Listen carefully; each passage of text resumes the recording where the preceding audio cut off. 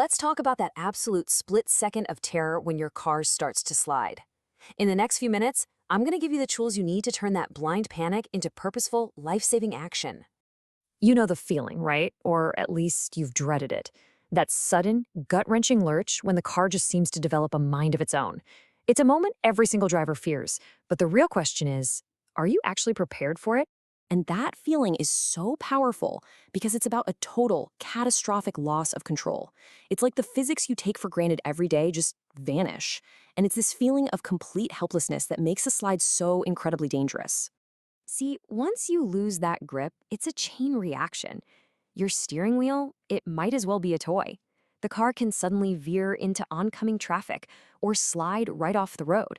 And for taller vehicles like SUVs, the risk of a rollover becomes a terrifyingly real possibility. Okay, so the worst has happened. Your heart is hammering in your chest. What do you actually do? This is it. This is the immediate, precise action plan you need to take to get that control back. First things first, you have to become a lightning-fast diagnostician. You have to figure out which end of the car is letting go. Is the back end swinging out, kind of like a fishtail? Well, that's an oversteer. Or are you turning the wheel, but the car's just plowing straight ahead? That, my friends, is an understeer, and how you fix it is completely different for each one. Okay, so for an oversteer, that fishtail, the key word is smooth. First, smoothly lift your foot off the gas. I repeat, do not slam on the brakes. Next, and this is the part that feels totally weird, but is absolutely critical, you steer into the slide. If the back of the car swings right, you gently steer right. As the car starts to straighten out, you have to be ready for this little delicate dance of countersteering to catch it. Now, understeer feels completely wrong to fix. Again, you're going to ease off the gas. But here's the kicker.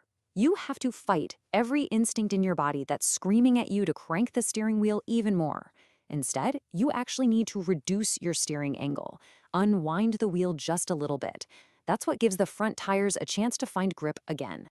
And this brings us to the one rule that overrides absolutely everything, no matter what kind of slide you're in. Look where you want to go. It sounds way too simple, but your hands will instinctively follow your eyes. Fix your gaze on your escape route, not on the guardrail you're trying to avoid. Your body will follow. So, we've covered the what, which is obviously life-saving information, but to truly become a master of your vehicle, you kind of need to understand the why. So let's get into the simple physics of what's actually happening. You know, it all boils down to one single concept: traction. That's it.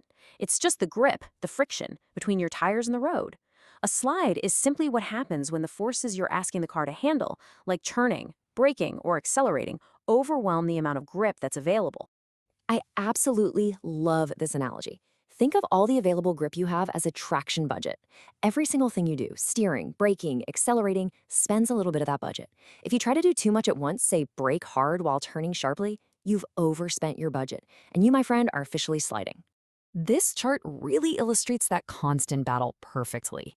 On one side, you've got the traction your tires can provide, which all depends on their condition and what the road surface is like. And on the other side, you've got all the forces you're creating with your speed, your steering, your braking. When those forces win the battle, the grip is lost. Simple as that. All right, so knowing how to react is critical. We've got that down. But let's be honest, the real goal is to never get into that situation in the first place, right? This is where we shift from being reactive to being proactive. This is the pro-level stuff. Ultimately, prevention starts where the rubber meets the road, literally, with your tires. Your tread isn't just for looks. Its job is to channel water and slush away. Now, for tough conditions like snow and ice, experts say you need to have a minimum tread depth of 6/32 of an inch. If you have less than that, your safety is genuinely at risk. And here is your actionable checklist. First, slow down. It's the simplest way to keep those forces in check. Be smooth and gradual with every single input you make. Give yourself way more following distance. And this one is non-negotiable. Never, ever use cruise control on a slippery road. You need to be in command, not some computer. This is a complete reframe of what it means to be behind the wheel. See, driving isn't just a one-way command. Your car is constantly talking to you. It's sending you feedback through the steering wheel, through the pedals, even through the seat. It's telling you exactly how much grip is available at any given moment.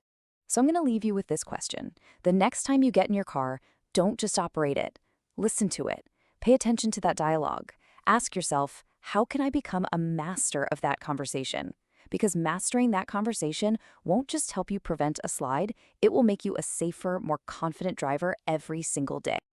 Please like, subscribe, and get notified.